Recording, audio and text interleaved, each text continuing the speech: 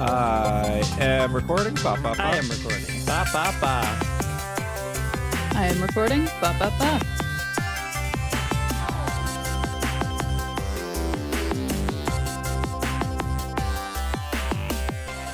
What's up, everybody? Welcome to the 593rd episode of the Pokemon Podcast. It's super effective. I'm your host. I'm laughing too hard and I'm choking. With me is Hannah. I'm not joking, but this is hilarious. I'm really struggling this morning. This is a disaster. Hannah's here. Greg also here. I'm hot now. I'm overheating from this. Hello, everybody. There's snow on the ground. Welcome to winter. Winter is here finally. Game Freak There lied was to snow us. on the ground on Halloween. That's over true. there. Well, it didn't last. This one is actually sticking around. So I think this is the start of the snow season. Yeah. We got a couple things to talk about today. Nothing huge. But also it was like a holiday weekend. Huge. Sunday. It was a holiday weekend. There is a huge announcement. Is there? Wait, did I put in the notes, or is this something you're surprising us with? We have a date for a very special edition. Oh, yeah. You can get your Unite segment at the end of the show. Just Calm say there's down. no news.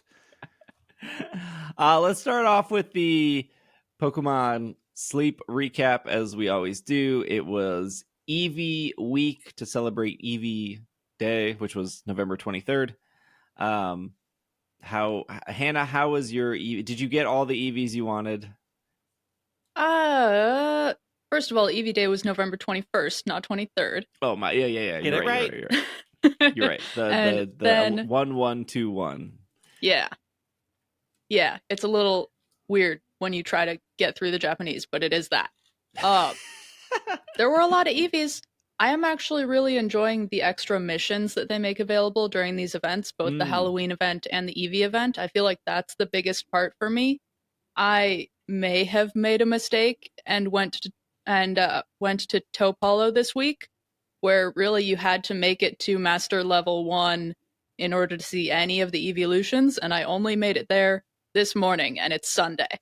So that might have been a mistake, but I still caught a lot of Eevee, so I'm happy. Going to Topalo is a constant mistake every time. Would you stop? Did you find I an disagree. Onyx? Onyx there who's a cutie? I did get an Onyx. I found an Onyx and I found a Shuppet. I don't think I was able to catch either of them. I think they both filled up pretty quickly, but I got to take pictures of both an Onyx and a Shuppet. Nice. I went to the beach because of Vaporeon, and I didn't see my first Vaporeon until today, and it wasn't hungry. But the Golduck was, because I need another Golduck. You do. I don't. I just used my premium on another Eevee and was like, maybe it'll have Berry Finder. And it didn't. That's okay. Greg, where did you end up camping this week? I went to Topalo for I don't know, reasons. Look, there could have been an Espeon. Look, here's the thing. Here's my reasoning. I don't want to have to do 150 hours with an Eevee to get some of these things. I'm hoping one of them will just show up and I can grab it and I can be done. That has not happened, and it's not going to happen because I don't put a lot of time into the game.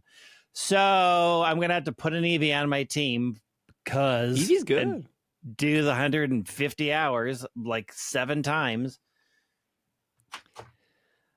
It's exhausting. There was boosted shiny odds for Eevee, and I liked how they gave you like Eevee incense for some of the rewards. I thought that was like really good, and I think using your Eevee incense when you're listening to this on Monday, Eevee week will be over. But I think using your Eevee incense during a week where Eevee does have boosted shiny odds is pretty smart and clever.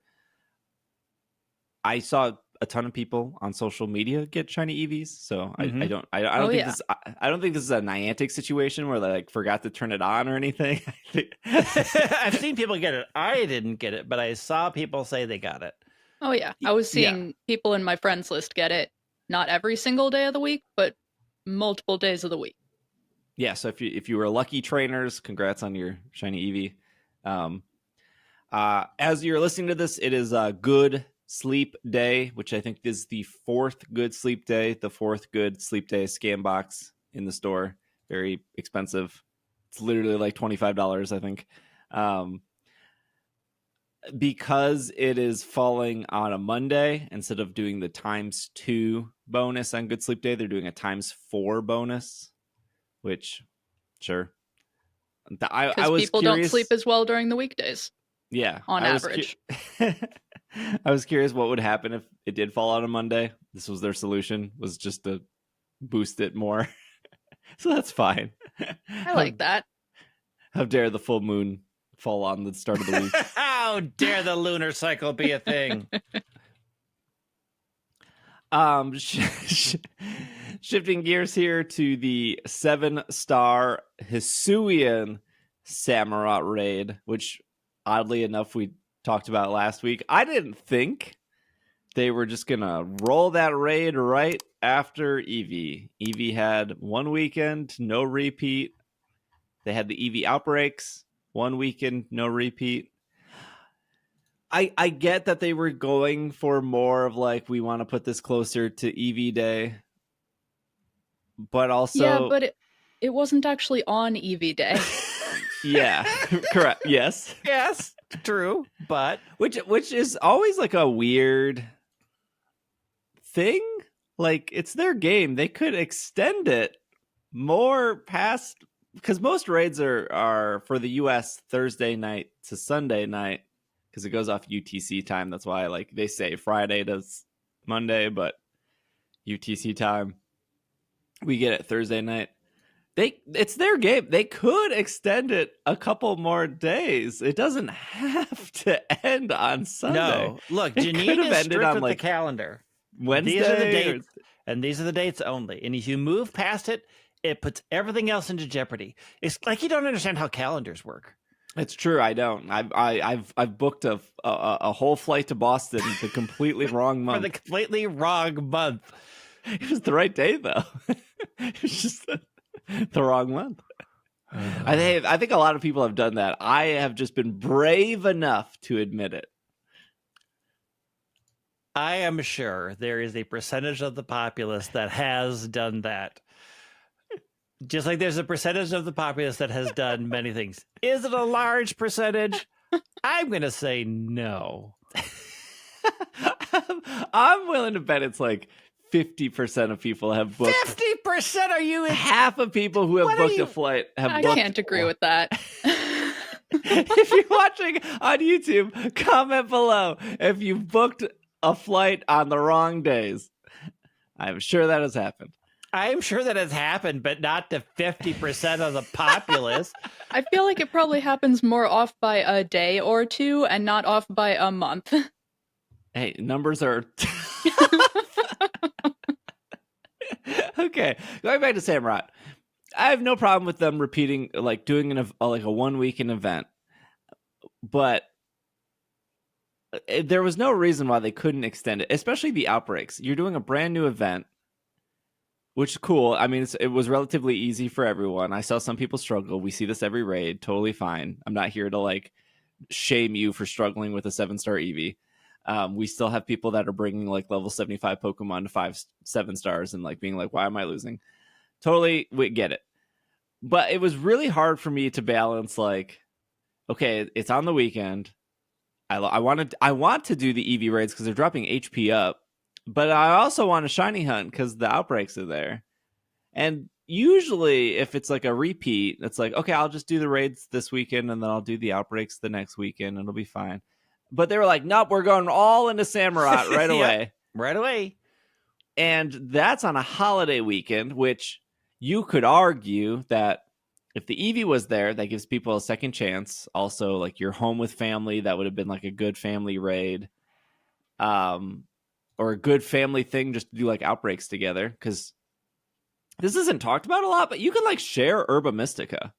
Like for the like Herba Mystica is probably like the most in-demand item. Anytime I post a graphic on Instagram, people are like, another free Pokemon, give me free Herba Mystica, Game Freak. They did give you free Herba Mystica like literally 2 months ago, but it's like a very in-demand item. And again, this is just not talked about, but if, in case you didn't know, you can share Herba Mystica. I could invite Hannah and Greg. I could use my Herba Mystica. They could get the sandwich effects, and then they can leave my game, and they can have the 30 minutes of like free boosted shiny odds. It's really cool. And I apologize for not talking about it more, but now you know. Happy Thanksgiving. Here's your spicy herbs for your Thanksgiving meal. And I'm sure, like, if I spent Thanksgiving with family, or if I had siblings or family that played Pokemon, that'd be a cool thing to do. Like, sit around, have something on TV, like, jump over to my game. Let's make a sandwich. All right, you go back to yours, hunt something. I'll hunt whatever I want in mine. It's cool. It's really cool. I think it's like the first game ever where you could like share boosted shiny items. Regardless, they did Samurott. They sure did. And looking at the calendar, I do think this is the last. This has to be the last 7-star raid before the DLC. Probably, because like, I guess there's knows? one extra week, but then the repeat would be the weekend the DLC does come out. Yeah. Because we'll have Samurott this upcoming weekend, and then the following weekend is nothing, and then the week after that is DLC. So I maybe they were just like, we need to get the Samurott out. That sounds more likely. No Eevees for 2 weeks because they need to get it out before the last DLC drops. Before I give my impressions on Samurott, did you both get it done, or are you doing it this weekend? I got it done Friday, I think. I did randoms like I always do. Yeah, I went all in with randoms probably 6 or 7 times. I think that I got it on the 3rd try, but then I just wanted to keep trying and seeing what people were bringing and how it was going. And it was not going great. Oh, I had a very different experience. I got it on the first one, and out of the 7 I did, I only failed 1. Wow. With randoms? With randoms, yeah. That's crazy. Which Pokemon did you bring? Torterra. Oh, that's a good one. Interesting. That's probably why you were winning. Torterra's good. You set Reflect, and you're pretty golden. Well, I did Worry Seed, Reflect. Oh, even yeah. And then whatever. Even better. Yeah, Worry Seed's a little better because if one of your randoms faint, then the shield goes up right away. Yeah. So I opened with Worry Seed because I was like, let's just end this thing, and then if I get a shot at doing Reflect, which I sometimes did, I'm not counting the ones where the raid just once again stopped for a minute, and then when it decided to come back up, everybody was dead and it was kicking us out. Like, I don't count those because I have no idea what happened. Yeah. I had that, and it's just like once. It's so frustrating that this is still happening. So I don't count those, but I think generally I knew like, oh, I'm doing random, so I might as well just do as much support as I can. But there were a lot of people who were using Victory Bell. Yeah. I saw a lot of Victory Bells who did Clear Smog. So I saw a lot of that. I was in a raid with 2 Ogerpon. That went fine. It was smooth, somewhat smooth. Once everything was set up, I did a lot of raids with Miraidon. Mm-hmm. I only had 1 Annihilate Iron Hands combo. In the same one? In the same one, yes. Iron Hands Annihilate. Brothers forever. In the same one. But the weird thing is we did that one because it was Annihilate, Iron Hands, me, and a Victory Bell. So the 2 of us who brought Victory Bell and Torterra literally saved the other 2. Yeah. So we passed. But they weren't. You should have failed it. Now they think now you put in their brains that they've brought the right Pokemon to this. I did, and I will continue to sow that level of chaos until they fix how you look at raids. I talked about how I didn't really love the Eevee or the Typhlosion, not because they were like too hard or too easy. I just didn't really like. I talked about this. I didn't really like how they opened, and they both could have had like an extra move or something to kind of up the variety instead of the Typhlosion just being like, I'm going to try to Will-O-Wisp you over and over and over, and you can't even be burned. Just like weird CPU logic. I loved this raid. I thought this raid was really cool because I think like what makes a good raid, and this is the same for like Destiny or Final Fantasy. Again, these are the two games I compare raids to, even though Pokemon raids are significantly more simple, but that's fine. But like, I think what makes a good raid is an obvious problem that you need to solve. And I don't know what the problem there. I don't really know what the problem in the Eevee raid was. The problem could have been the Eevee is going to yawn you, and you need to deal with that. And the problem in the Typhlosion raid was like, well, I know the problem in the Typhlosion raid was like, it's going to burn you, and Infernal Parade's going to do double, and it's like, but what if I bring a special attacker? Now I don't really care about the burn. But in this, they give you the problem up front, which is you have to now deal with a turn 0 Swords Dance, and it has a sharpness boost. And when you solve that problem, you pretty much win. And I think that's good. I think that's great. I like, it doesn't need to be like this constant slog. Right. Like, as a team, we have solved the problem, and now we just have to finish off the raid. Interesting enough, the Samurott had slightly more health than other 7-star raids. Most raids are multiplied by a 30%. Most raids are, the health is by a 30%. There's a way to say that sentence better. Times 30 is the health for most raid bosses.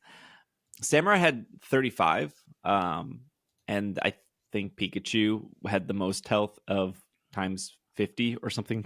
Well, Pikachu's base stats aren't as good as like a final evolution, but Mewtwo probably had the most health, but I don't remember Mewtwo's multiplier off the top of my head. So the interesting thing is, Samurott still had focus energy, but it didn't focus energy until after the shield broke. The shield went up relatively quickly. Yeah, it did. Sometimes it went up real quick. And I think Greg and I had the similar problem. Greg said like the raid would lag out at the beginning. What I would notice is like my very, very first raid, I brought Volcanion. I did 4 raid builds. And Volcanion had haze, and I was like, well, in case Samurott does Swords Dance, you can haze it. Cool. Opened up with Swords Dance. And I went to haze, but then somebody died. So the game was like, no one can do anything. We're like putting the shield up now. So like I literally hit the haze button, and then it was like, nope, you don't get to do that because shield gets to go up. And now you go back into the menu, and it's like, oh, like you can see like I never used a haze PP. So it never accepted my haze input. Yep. So now I have to do it again. And there was this really weird, like felt like a full minute of lag. And then it didn't register my haze again. And then my third time, it was like, okay, now you hazed. And we still won. But I don't know if it's like the lag was because the shield goes up so quickly. But I could imagine that for people who were failing, and because that happened to Greg and that happened to me, I'm sure it happened to other people. It never happened if like no one fainted at the beginning. Right. Yeah. I wonder how discouraging that was to people, because when it happened to me, I was like, this is still okay. Like the shield went up, the haze finally went through. He's no longer boosted. Just get to Tera, Terastallize, and we'll totally be okay. And we were. But if you don't have like if you're playing with randoms, somebody dies right away, shield goes up, your game is lagging, you probably just gave up. You're probably like, I'm just gonna put my controller down and walk away. Yep. Like, we lost. It's not a fun experience. I will say that when I know I'm going in, I was also playing with Volcanion. When I know I am going in and hitting a specific move first thing like Haze, I put that as the very first move in my moves slots, and I just go in there smashing A and get that in as quickly as possible. I mean, I was smashing A, and still, whether or not it would accept that input and then lock up or not, up to the code to decide if I'm actually going to be allowed to do some things. There are many times where I'm like, it has been so long since I've been allowed to interact with the menu or see what's going on. I have no clue what has been accepted, what hasn't been accepted, where we are, who's died how many times. Like, I have no idea when my game finally unlocks what the state of this is going to be. And because I have no idea what it's going to be, I have no idea how to fix it, right? Like, I don't know, do I put up Reflect? Because I'm now going to have to go in, waste time trying to look to see if Reflect is up, because I have no clue in game if it is or not, if it's accepted. You got to check the PP. Again, check the PP, but at that point, it's like we are so far gone that there is just nah. I mean, I got over. I hated that. I should have just sold all my water Tera shards, because I always use shards as like a good, like, how many raids did I do off the top of my head? Because sometimes I'll lose count, but I'll be like, if you're getting like 15 shards a raid, 999 divided by 15. Okay, that's how many I did. But I did over 60 raids within 2 days. Like, I was grinding them out, helping people. I had a lot of new people come in being like, hey, I need help, which is like totally cool. I love doing that. I think there needs to be a lot of changes to raids, but I think in this example, because I don't want to beat a dead horse, but in this example, I think what the game needs to do is, if the raid boss is going to have turn 0 moves, which all of them has had turn 0 moves, a turn 0 move is a move they do before you can even pick a move. So Greninja would be like Toxic Spike's double team. He does both of that before you can even move at all, right? They just need to not have the attack button pop up. Like, I think it feels like that in itself legs it out, because it pops up, and a lot of players, if you're quick enough, can get into the menu that shows you your 4 moves, and then all of a sudden it takes that menu away from you.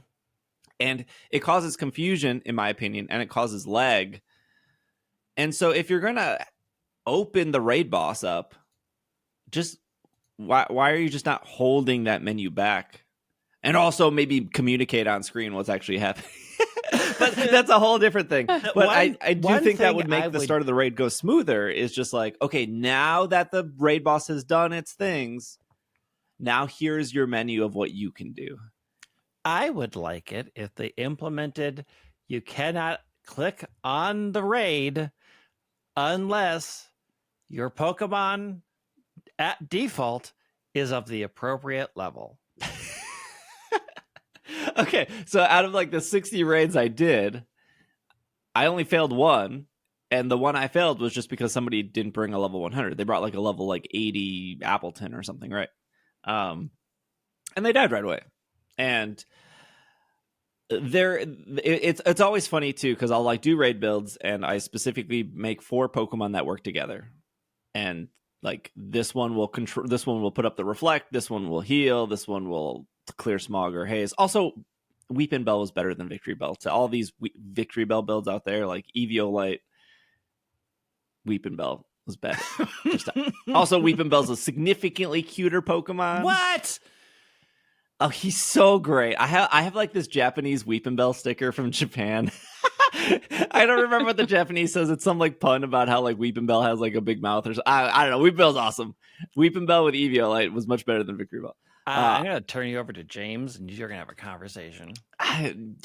Victory Bell has that weird screech in the anime, which is like kind of cool. I'm into that, but like It's a very good screech. I think that the difference is Weepin' Bell looks lost in its facial expressions, and Victory Bell looks scary.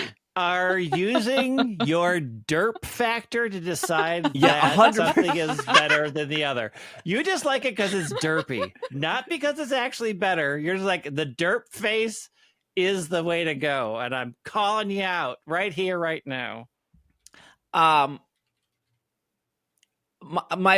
do have this like sense of responsibility, and I do feel bad when I make raid builds. I genuinely do feel bad. I make these raid builds, and then somebody tells me it's not working for them, and I can't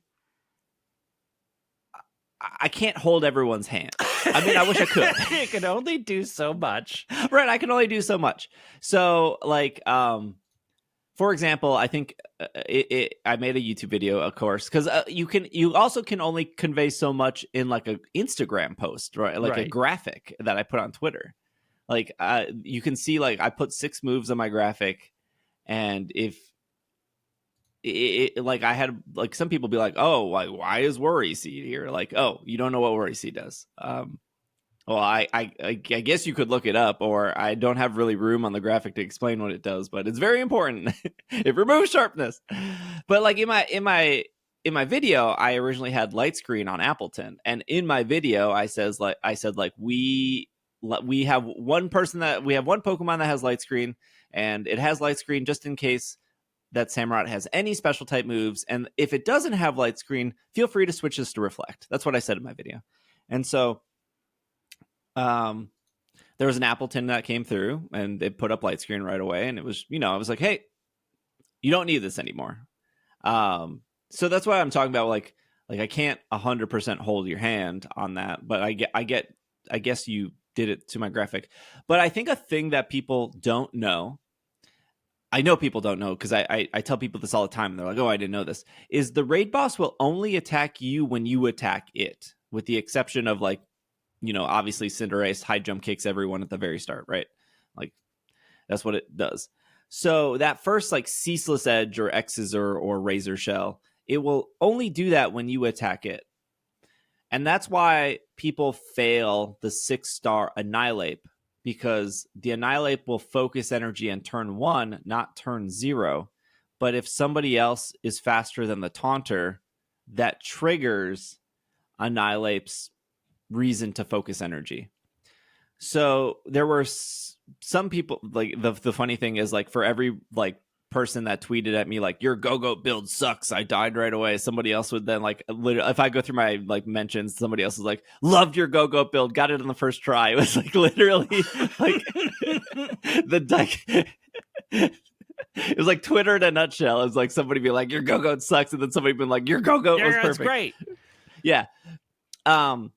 So like Go-Go needed to wait for a Haze or Reflect or a Worry Seed, and then once that happened, Go-Goat was indestructible. But if Go-Goat tried to go before that, then it would take too much damage because it needed to wait. So if you brought the wrong Pokemon to a raid, which totally happens, I brought a Landorus to like a 6-star Dust Noir the other day, and then I didn't realize that the Dust Noir had Ice Punch until it was too late, and I was like, oh, this is a terrible choice. Like, I'm 4 times weak to Ice Punch. I had no clue that out of all the moves that Dusk Noir would know, it would have Ice Punch, and I brought Landorus here.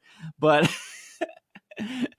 it was a poison Dust Noir, for the record. I was like, ground is super effective against poison. So if you did bring the wrong Pokemon, you could literally just set down your controller and not do anything, and you are less likely to die. Eventually, the raid boss will be like, oh, you've been idling out for too long, I'm going to attack you. But literally, if you don't attack it, it doesn't attack you. So there's a lot of situations where this is important. So even if the takeaway was like, even if you're listening, you're like, Steve, your Go-Goat still sucks. That's fine. You can say that. I think Go-Goat's a good boy, so shame on you. But that strategy, that tactic, applies to any raid going forward, right? Even if you were an Appleton setting Reflect or a Torterra setting Reflect, and you don't want to take that much damage for whatever reason, you could just wait for the Volcanion to haze. Like literally as soon as you see that little haze pop up in the upper left-hand corner, and then you hit Reflect, it now determines the turn order. And if you were to hit Reflect in the haze, but you see the haze go off, but the Reflect, the game is really bad at like listing what is happening, which is crazy because Legends Arceus literally had the turn order in the top right corner. But like if you know you're a weaker Pokemon and you know somebody else is going to haze or Reflect or Light Screen or whatever, or Heal Cheer even, if it's okay to wait like literally 3 seconds for you to see that in the upper thing, because the boss is not going to do anything until you hit the button. And I guess if anything from the Samurott conversation you want to take away from, it's that it's like literally like it's not a race. The boss is only going to do as many moves as you do to it. So it's not like, oh, if I don't press the button, it's going to just ceaseless edge me over. No, it's not going to do No, it's not. Be nice if the game explained any of that. Would be nice if it did a whole lot of things that could make these raids better. But that's okay. That's okay. Like whatever. Like I still love helping people and people coming in and doing it. And at the end of the day, I thought it was a fun grade. I thought it was great. And I think like finally it clicked with me of like, they put the problem right up front, and as a team, if you can solve that problem within the first, I don't know, like 2.5 turns, 3 turns, usually I don't think. I mean, I already said I only failed the raid once, and it was because somebody brought like a level 80 Appleton. But like, I don't know how you would fail the raid in the second half. Like, if you've solved the problem in the first half, I guess like yeah, maybe the focus energy kicks in and you get crit RNG crit like a million times, but it was good. It was a good upfront problem to solve, and it was more unique than the other raids because they put that issue on turn 0.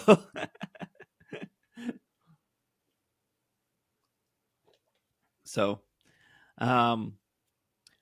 cool. Well, let's take a break. When we come back, we'll talk about a $30,000 Pikachu necklace. I want it. Well, I don't want it, but I want things from it. I have things. Okay. We'll be right back. And we are back from our break. Oh, I had one more thing about the holding people's hands for Samurott. I thought of this as on break. I did have a couple of people come in. They're like, "Oh, my Appleton is getting one shot. I built it exactly as what you said," which to me didn't make any sense because I ran the calcs so it wouldn't get one shot. And I was like, I'm not saying you're a liar. Also, this is no shade to those people. But like, in my head, I'm like, is it bold? Is it level 100? Did you Eevee train it? Did you IV train it? Did you hyper train it? Which was a thing that every one of those people forgot. You got to go to the person in Montevera, or however you say it. And I don't even think the person has a name. They're just standing next to the Abomasnow. And you talk to them, and then you can hyper train it. And it's a night and day difference when you hyper train your defense stat and your HP stat. So that was like, again, this is me going back to like, you can yell at me that my raid builds suck. I can't play the game for you.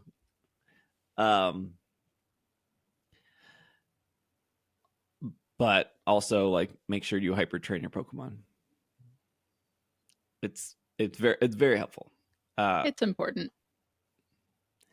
You know what else is important? Expensive collaborations. Yeah, there was 2, baby. there was 2 of them. I remember the very first time I've ever walked into a Tiffany's & Company. It was in Boston. It was my very first time in Boston, and the hotel I booked off Hotwire. You ever used Hotwire? I have a million years ago, but yeah. So for those that don't know, Hotwire is a hotel service that gives you a hotel but doesn't tell you what the hotel is until you already pay for it. And the gimmick is that you pick an area on the map. This is how you did our Boston trip. Yes. This sounds like how you get bed bugs. No, because you can you can say like, I only want 4-star and higher hotels in this area, or I want a 2-star hotel in this. Not me booking a 2-star hotel. Because I am terrified of I'm already like a germaphobe. So you pick an area and then you say your budget, and then it'll say like you might get it'll give you some suggestions, but you can also like, I guess the trick to Hotwire is like you can go to Google Maps and then type in hotels in the area and see like what you're working with and be like, well, these are the only 2 4-star hotels in this area, so it's either these two. And then at the end of the day, who cares? Like, it's just a room you're staying in. So, but the concept is you're supposed to get a lower price because you can't cancel it. So you like spin the roulette wheel, and then you're good to go. Also, Greg, that while we did get a hotel that was kind of far away, it was significantly cheaper than would have just getting the price by itself. For the record. Saved money. Do you want me to remind you about the bus ride from said hotel that nearly got us killed? Was that price worth our life? No, it was not. Had nothing to do with the hotel. I mean, I guess the hotel location. If we were in a hotel that was next to the convention center, we wouldn't have been on that bus. Do not tell me that had nothing to do. That hotel, it's a straight line to us nearly dying in Boston. That bus was one of my favorite memories with you. Don't you dare take that away. Anyways, I hotwired a hotel, and that hotel was attached to a Tiffany and Company. And I walked down into it, and I wanted to throw up at the cost. Oh, it's expensive. Of everything in that store. I don't even think nowadays you can walk into a Tiffany and Company without an appointment. I feel like all these stores have like bodyguards at the front. At least in Vegas. In Vegas. Vegas, yes. That sounds a little different. In Vegas. I think Mall of America has a couple luxury stores. Yeah, a couple. I mean, Coach is technically luxury. I mean, technically. Anyways, our listeners are like, why are you talking about Tiffany and Company? The reason we are is because Tiffany and Company partnered up with Pokemon. Well, this is like a 3-way collab, technically. Mm-hmm. I just got the article here off IGN. Also, Ryan Dinsdale, I don't like your subheading of Poly Swag. Because Poliwag is not, I mean, I get the joke, but Poliwag is not featured in this collaboration. I'm upset. The Pokemon Company and Tiffany and Company have teamed up to release Pokemon jewelry with the most expensive piece being $29,000. The collection features 9 pieces, the cheapest being $1,290. The most expensive, naturally, a Pikachu, coming with the $29,000 price tag. This pricey one is a Pikachu pendant made of 18-karat yellow gold. I don't know what carat. I don't know like the weight distribution of carats to money. And diamond accents that come in 2 sizes. The standard $29,000 one, and then there's a smaller version of this, which is exactly the same. It's just smaller, of $9,900. 7 oxidized sterling silver pendants with diamond accents are also available. 6 featuring individual Pokemon priced at the cheap $1,290, and the 7th featuring all of them together, which the Pokemon are Cubone, Charmander, Mew, Pikachu, Jigglypuff, and Squirtle. What happened to Bulbasaur during any of this? Who knows? I was so frustrated by that. Denied. Left out. Usually Jigglypuff gets a free pass for whatever, I don't know, anime reasons or whatever. I don't know how Cubone made it. I mean, like, Cubone, again, kind of gets, like, a free pass because... Super cute. Sure, but what happened to Bulbasaur? I think these are all based on the statues that were made by the artist. I think Daniel Arsham or something like that. Yeah. I think that these are all based on statues that already existed, on art pieces that already existed, and just cast from that. Yeah. And also, that artist has worked with Tiffany & Co. 2 times before this, apparently. Did he never make a Bulbasaur one? Don't know. But it seems like he was Pokemon's way into collabing with Tiffany. Yeah, it's not weird as in, like, the Pokemon collabed with Tiffany. It's weird that it's like Tiffany and Daniel and the Pokemon Company. Like, it would be, it's like whatever. Like, the three of us are talking about this like any of us can afford it. We can't. That Pikachu necklace costs more than all of my student loans combined do at the moment. All I'm saying is I can technically afford if some of the prices are correct, I could technically afford the Cubone oxidized one. But the only thing I want is the Pokeball. Yeah. Look, I'm sure you can find the Pokeball on eBay in a week or two for probably like $800. Oh no, 800 seems really low for they're that. they're gonna mark that up. They're gonna go over what they paid because they need to make a profit on it. I feel like the Pokeball is only going to come with the $29,000 Pikachu necklace. I know. No, the Pokeball does come with the $9,000 Pikachu necklace. Yeah. I don't know if it comes with the charms. Yeah, that's the question. Does it come with the charms?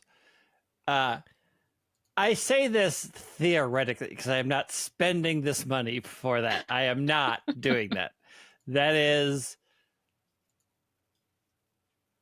it's cute, and it's like when I was looking up, could I actually buy the Pika Bug? And I technically could have afforded one of the Pika Bugs when it was on sale. Like, I could have financed but then you have to have a Volkswagen Beetle and attempt to fix that thing every 6 months. But again, it's just like, look, the Pika Bug is better than the ugly Lugia PT Cruiser. That thing was garbage. Well, yeah.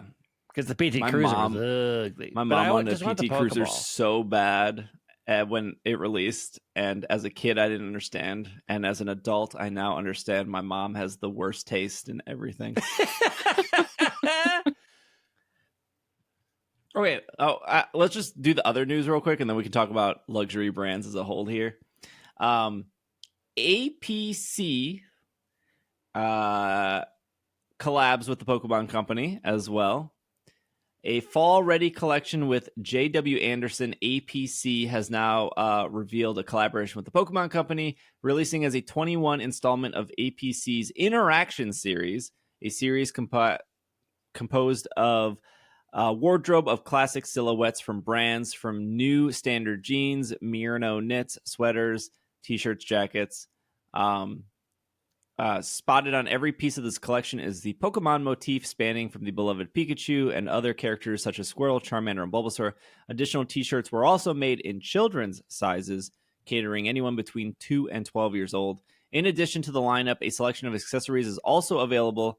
Highlighted pieces include sneakers, first ever children's backpack, Half Moon mini bag, which now features a reimagined logo starring gold embossed Pikachu silhouette.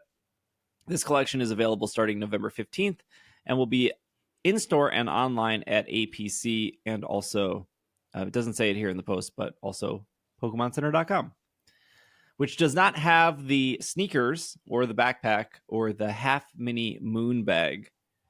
So I have no clue the cost of those items. I'm sure they're... Oh, I now have the cost of those items. They're pretty expensive, as is everything in this collection. Yeah, so this collection went up on Pokemon Center, and I didn't know. I've never heard of APC before this. Oh, it seems like you both are in agreement. I've never heard of APC. That's not that surprising. I don't follow Luxury brands. You don't have Yeah. like the, hobby, so you have the Balenciaga newsletter coming to your mailbox. no. every I weekend? mean, Will probably does because I found out that is the thing that Will does, but I do not. Times are tough for people. Inflation a little high. So I can understand the complaints of, you want me to spend $120 on a single t-shirt? A t-shirt that Isn't cute. isn't that great. Oh, sorry, not 120. My 130. 130. The woman's t-shirt is 120. There you go. Less cotton or whatever material they're making it. $240 for a sweater. $300 for a denim jacket. So anyways, Tiffany and Company, APC. This is not the first time the Pokemon Company has partnered with luxury brands. They partnered with Longchamp. I don't know how to say it. Longchamp. For those backpacks. They've also partnered with like non-luxury stuff like Converse and Levi's, and I don't consider the North Face luxury. I don't think it is. Not particularly. It's mid. Yeah. It's mid-range. I also I also understand that like really, really nice luxury is more minimal. So like a really good example of this is that I'll use Coach as an example. Like a nicer Coach bag, usually the Coach logo is smaller versus a cheaper Coach bag where like it says like Coach like a million times on the bag. I can't remember what they call that. It's actually like some weird study of like this sounds. I don't mean to offend anyone. It like the luxury people want to appeal to poor people, so they put their logo on everything because that's like the budget luxury. So like if you see somebody with like a Gucci shirt that says like Gucci everywhere, it's like probably still like $100 shirt. But like a really nice Gucci shirt, you won't even see Gucci, and that shirt's probably like $1,000. It's like this weird like intro to luxury kind of thing. There's a whole nother conversation about like the actual quality of this stuff because like I don't know. But in the case of APC, this makes sense because like I'm sure all of their partnerships is just to get brand awareness of APC. And the same thing happened with the, oh gosh, what was that? We talked about it. It was like some rapper's brand. And they sent me a shirt. The shirt was $50, which isn't like significantly cheaper than $130. But I was like, I would never pay $50 for a t-shirt. Mostly because I always have hoodies on anyways. You wouldn't even be able to see my t-shirt. But like, I feel like $30, maybe $35 is where I draw the line on a t-shirt.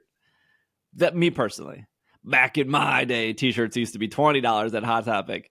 But $50 for a t-shirt is a lot to me.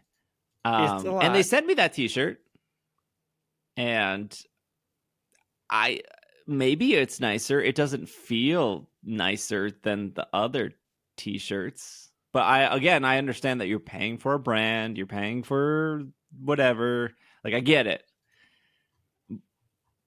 Like if you're looking at the APC stuff and you're like, why is this? It's not for you. It's if anything, the only thing the APC did what they wanted to accomplish. Yep. People are now talking about APC. They now know it exists. You're now looking at their stuff. More people. APC's been around since '87. Like sure. Okay. They are a big, privately owned fashion house, right? they are making themselves so they are. This is so fashion weirdness, but they are a ready-to-wear high-end luxury fashion design. So they make things that you can pick up off the rack and put on. So they're ready to wear. They're ready to wear high-end fashion, which is a whole thing separate. Like the whole, like you talk about how ready to wear it is, but this is again an effort to broaden their market to get more people aware of their other ready-to-wear items. So I can say that they are unknown. They are very well known. Like if you follow high-end luxury and ready-to-wear stuff, I'm sure you have heard of APC. They've been around for a very long time. But this is a way to expand their brand out and also predominantly show the types of things they make to a larger audience. I also found your study about logos, and it's interesting because it starts. See, I wasn't making it up. No, but here's the thing that you missed. It starts small, gets big, and then once it crosses a threshold, it shrinks again. Yeah. And apparently, it's for every. They like measure this for every $5,000 increase in price. The logo would shrink by a centimeter. So the idea is the psychology behind it is when people see the tiny logo on a very expensive price, they all like only people in the know would know why that's small, and then automatically know, oh, you spent a lot of money on that. It is weird psychological like projection that happens. Like Mark Zuckerberg, the t-shirts that he wears are like $680 each. And if you've purchased that t-shirt, you would know exactly that he's wearing it when he walks out. But like a poor person like me, like that was the first time I heard of it. It was like, oh, his t-shirt's that much, because there's no branding on it. There's nothing on it that signifies that this is a luxury t-shirt. Mm-hmm. But at the same time, you look at it and you're like, it's just like a blue shirt. Yeah. I mean, we can all talk about if luxury brands are actually, the quality of the items are actually worth what you're paying for. And I will say this, there are definitely some brands out there where you're paying a higher dollar point for something that lasts a lot longer. Like I will buy more expensive jeans that will last me 5 years that will cost less than buying, let's say, like Target jeans that I have to replace every year. So like I'm spending $50 for 5 years or spending $200. Not like I think work boots are like the better analogy. Yeah. Because like because you could buy a $80 pair of work boots that you have to replace every year, or you could buy a $300 pair of work boots, and then after that will last you 5 years, and then 80 times 5, I can't do the math, but it's more than 300. That would be Shoes 400. really do fall apart. Yeah, but my jeans fall apart. So let's be real. I'm hard on jeans, y'all. Hannah, go ahead. I just want Pokemon shirts with actual fun Pokemon designs on them. I don't know. I'm sitting here like a deer in headlights because I don't even know how to conceptualize things that cost this much. A brand logo getting smaller every $5,000. The biggest purchase I've ever made is my computer, and it wasn't that much.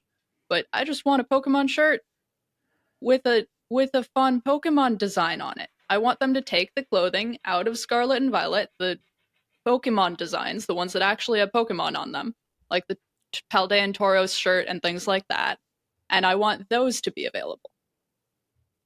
Yeah, I think I think you would maybe qualify the Hundreds as a luxury brand. They did a collab that we talked about. I believe their hoodies were like $120 which now I don't know, everything feels expensive. But I think that was one of the cooler collabs. Again, for me and a lot of people, it was like, oh, I've never heard of the hundreds. Now I have. They did a collab with Pokemon, and I completely agree with Hannah.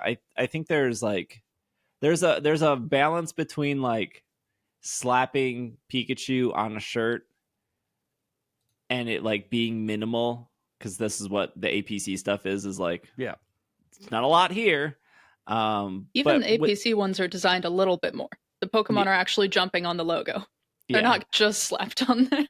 But for the hundreds, there was a Pikachu cardigan, and it was just Pikachu's face, and it was very simple, but it was like good. It was like a clean simple. It was like, oh, this is simple, but like subtle, but not like I wanted it. I was like, oh, I don't own a cardigan. I like the way this cardigan looks. It's a little expensive, but I'll treat myself this one time. Maybe it's actually as nice as the price says it is. And then it like sold out like instantly. So like there's clearly a market, right? Mm-hmm. You see this with the hundreds, like that release sold out instantly. The one with the Mewtwo from I can't remember that brand. It was like the streetwear brand. Right. I don't remember. That release sold out instantly. This APC stuff hasn't really sold out that quickly, but there was another luxury brand that Pokemon worked with that was on Pokemon Center that sold out. I can't remember. They've worked with a lot of luxury brands, but that being said, they've worked with a lot of smaller brands too. Like their Levi release sold out instantly. Yeah. Their whatever shoe that was, Reebok or Adidas, I don't remember, that sold out instantly. The skateboard stuff sold out in God, I'm still mad about that skateboard stuff sold out instantly. So it makes sense for Pokemon because they're hitting so many different markets.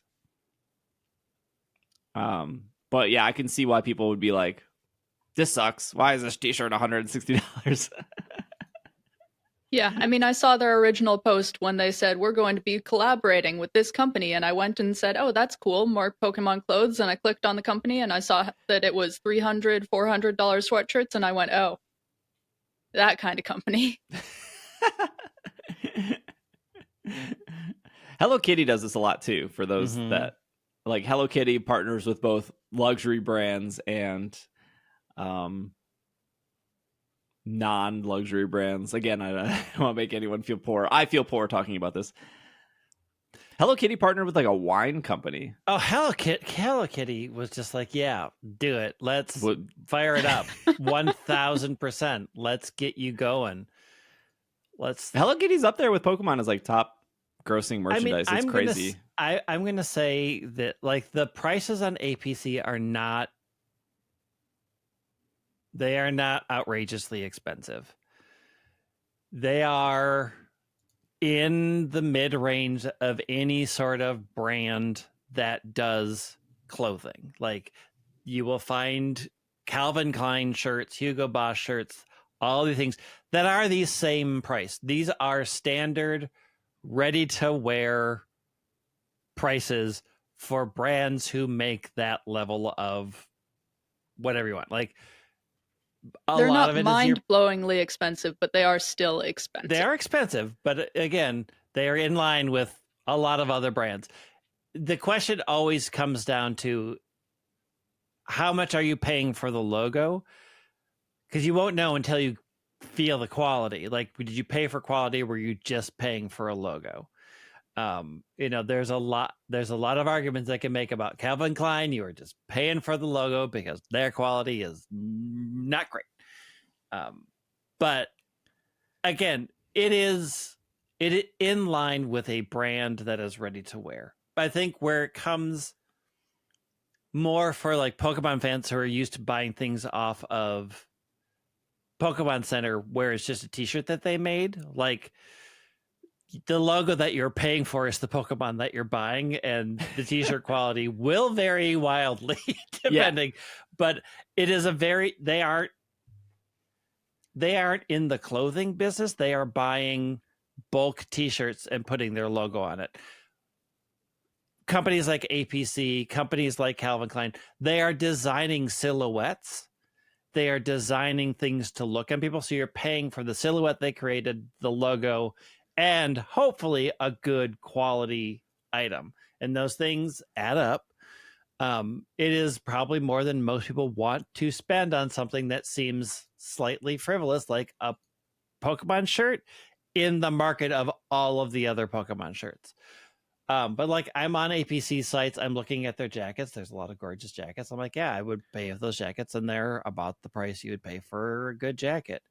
That should potentially last a long time. It is just, when you look at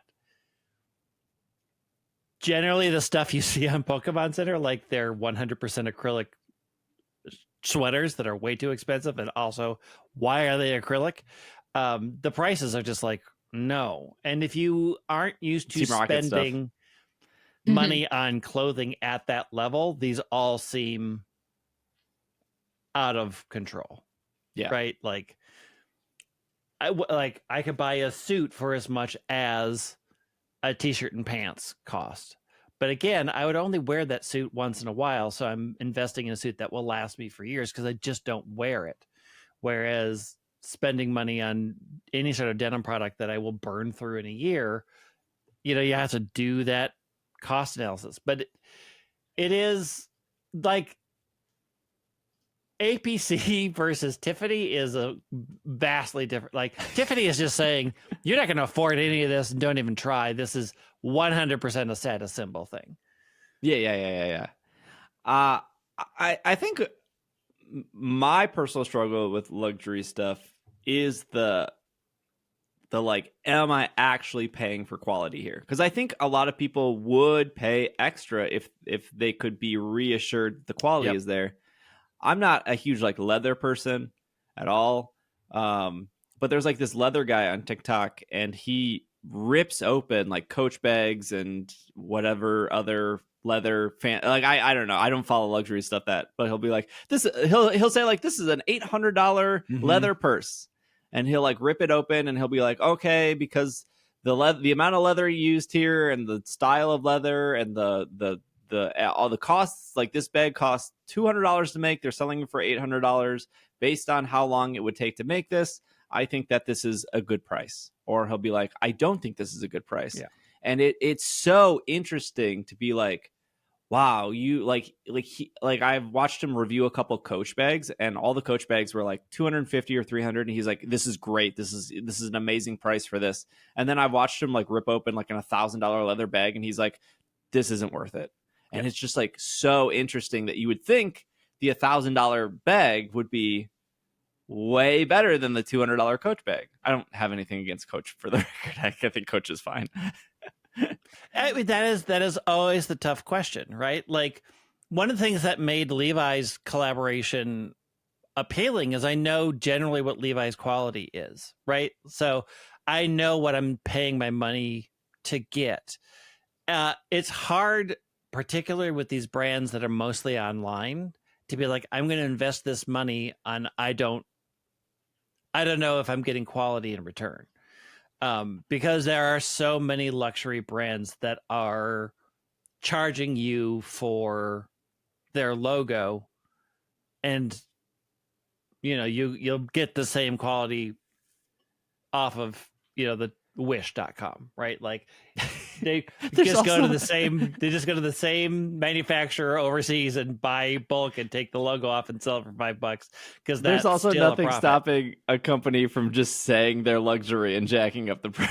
Oh, correct. I mean, and that is always the thing. I think that's always the problem with luxury brands in general. And the fact, with the decline of retail and department stores, you just cannot go in and look and see. Also,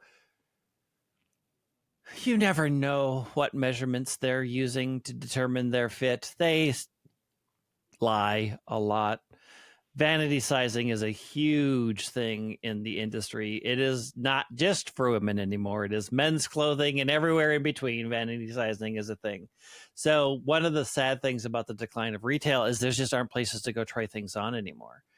And they're getting much more regressive with their return policies. So when you see things like this, it is a leap of faith that they are making something worth the amount of money that they're charging you for. The Tiffany's thing's not worth it. Diamonds are falsely inflated. So is gold. The Pokeball's Pokemon real Go cool, Live. Oh, what did you say? though. The Pokeball's real cool, though. Oh, Yeah, the Pokeball that's is cool. cool. I want that.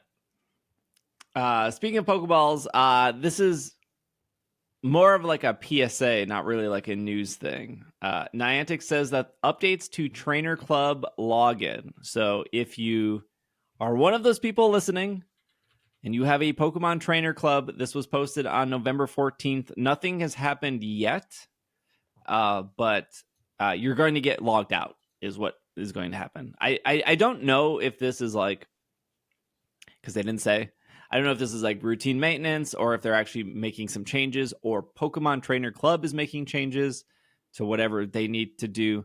But ultimately, if you log in with Pokemon Trainer Club, you're going to get a notice of update login screen. If you're currently logged in, you may be logged out and you will need to validate to regain access. Niantic is saying ahead of time, we recommend that you note Trainer Club username and password. Keep that in mind because it might be different than your one in Go. Once this change is complete, trainers who have Trainer Club account will be able to receive a reward for validating your account. More details on this item bonus will be available soon. I don't know what that means. Like, are we getting like what one lucky egg? Also, if you have additional login methods attached to your Pokemon Go account, we recommend you doing that.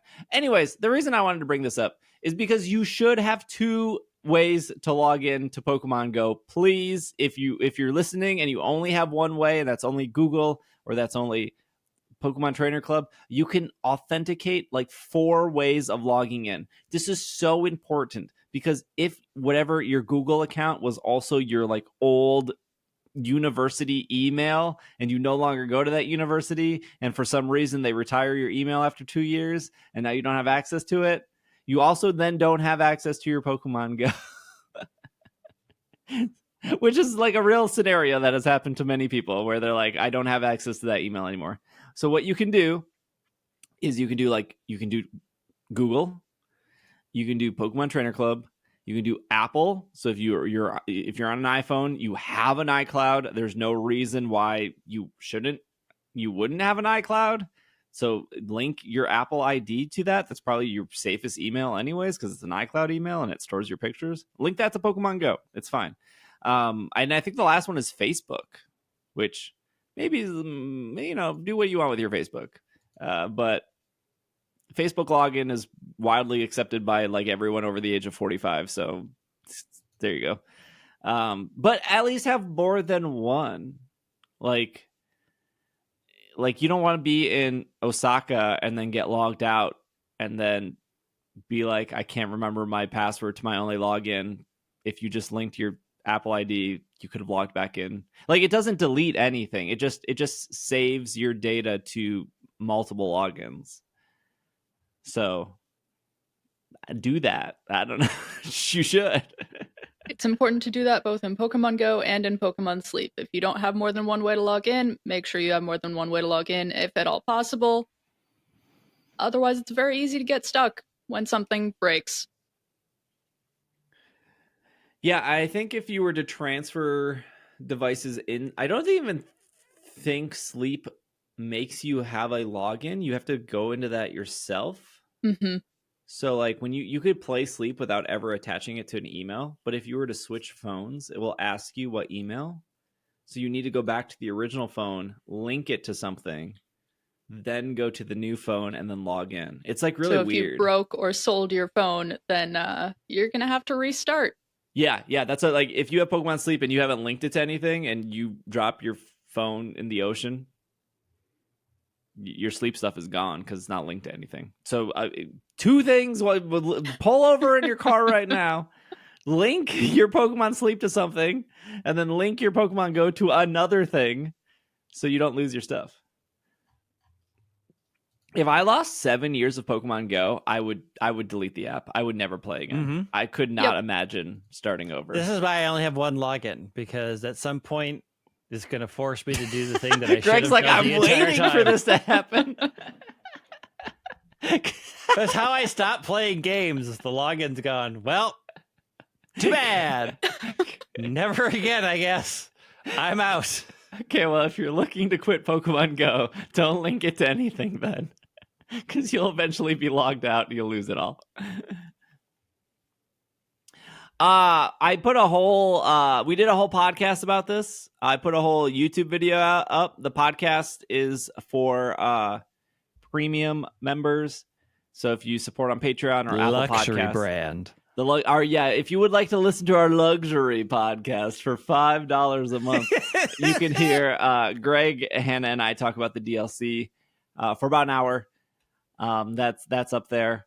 If you're on Apple Podcasts, you can do a 2 free week trial, and you can listen to literally all the bonus episodes for free, and then cancel if you want to, or you can keep it because you get ad free episodes as well. We're also now on like the Spotify premium thing as well. So if you, I just made that change this last week.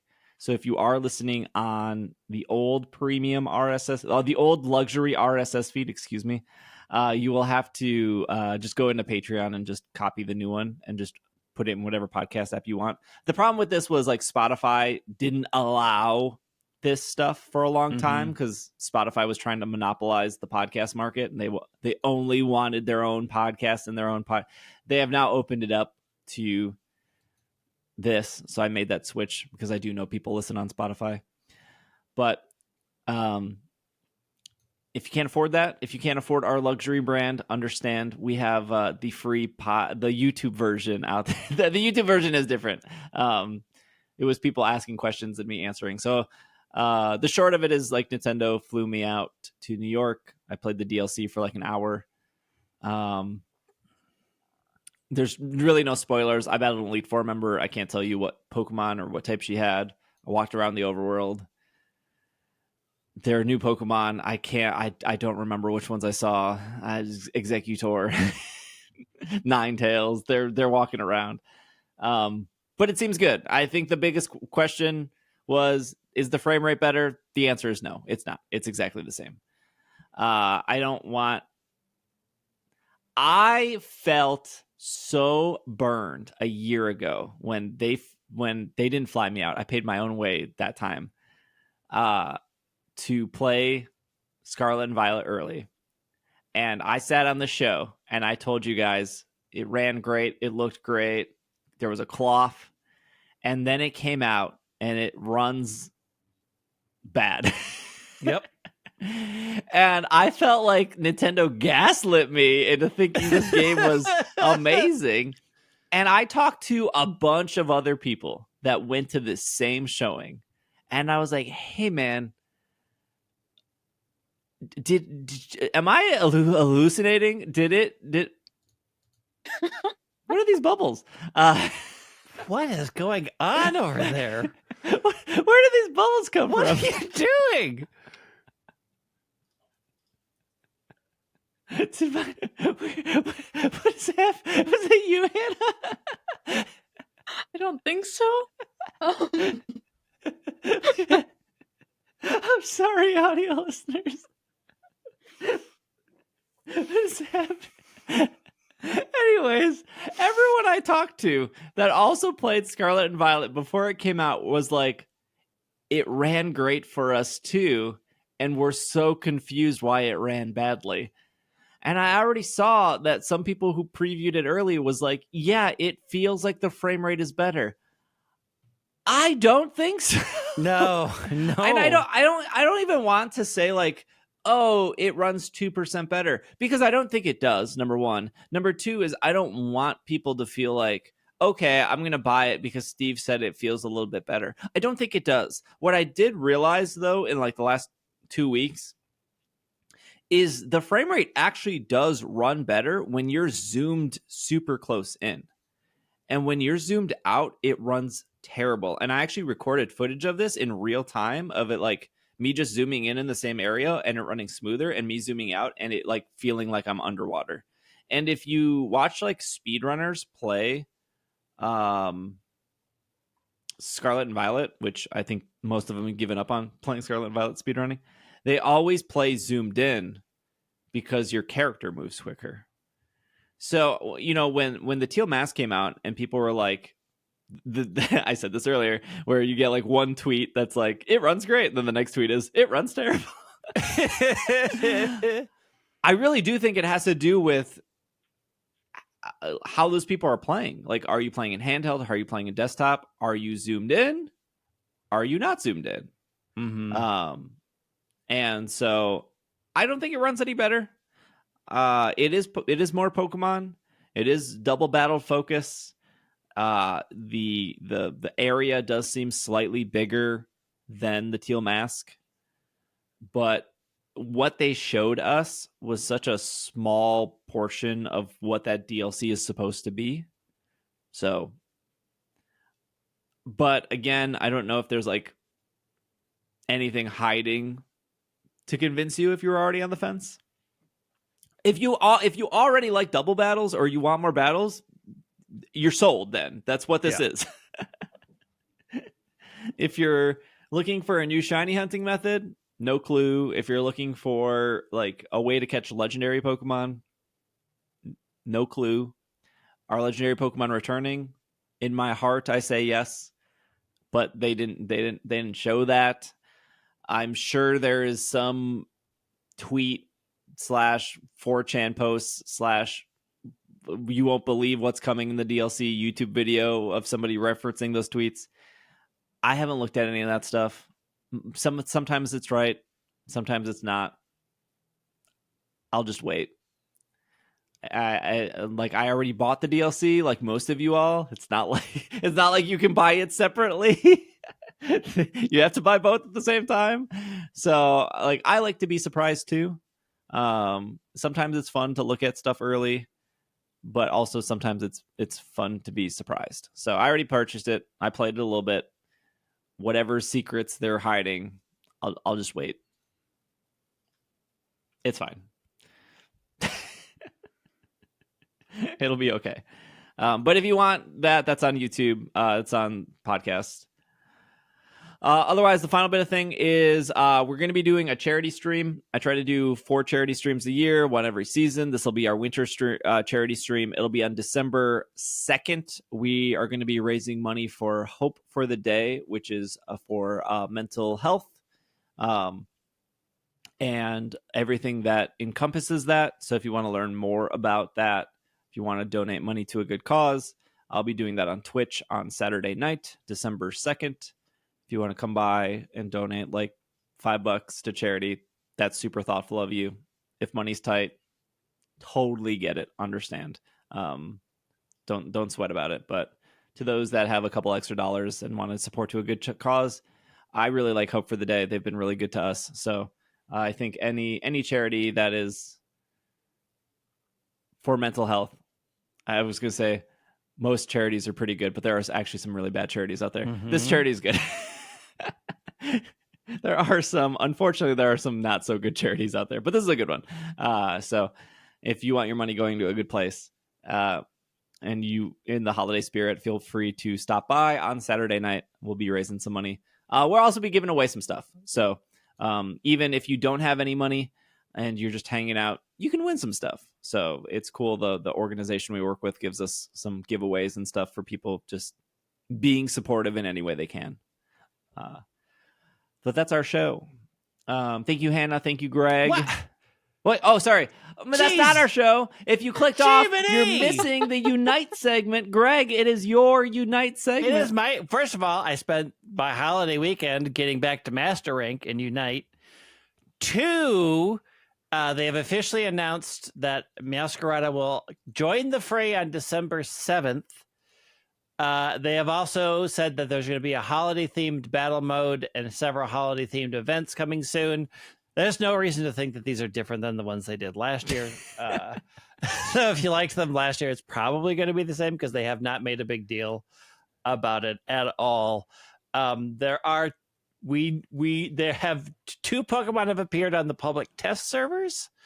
I won't talk about them because they haven't been officially announced, but they are playable on the public test servers, which suggests that they are in line to come out after this.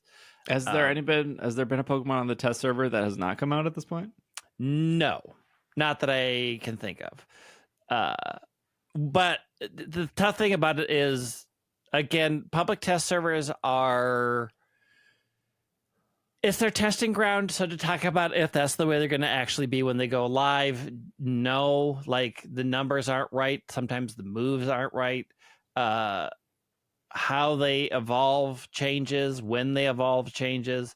So what's on the public test server is just a test. It is possible that they will pull one or both and say, no, these need to be really, really reworked, and things may slide in between there. But we have an official date, December 7th. Holiday stuff is coming back. That is probably going to be it for the year. Everybody was talking about there should be a new map this year. I don't think we're getting a new map this year. I don't know. We got like 35 days. I don't think we're getting a new map this year. But I also think this is the last Pokemon being released this year. That would make sense. This is probably it for 2023. Okay. All right. Well, thank you, Greg. Thank you, Hannah. We'll be back next week. This has been another episode of the Pokemon Podcast, and we are super effective.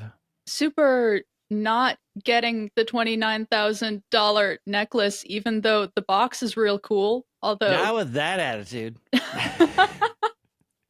Double You your wanna student buy it? loan debt. It's for a good cause. Stop getting avocado toast, and you can afford the necklace. I'm not Sell the your millennial house. here. Actually, I could take a sec. I got equity in this house. I could take a loan for a Pikachu necklace. I'm sure my husband will be fine with that. Goodbye. Bye.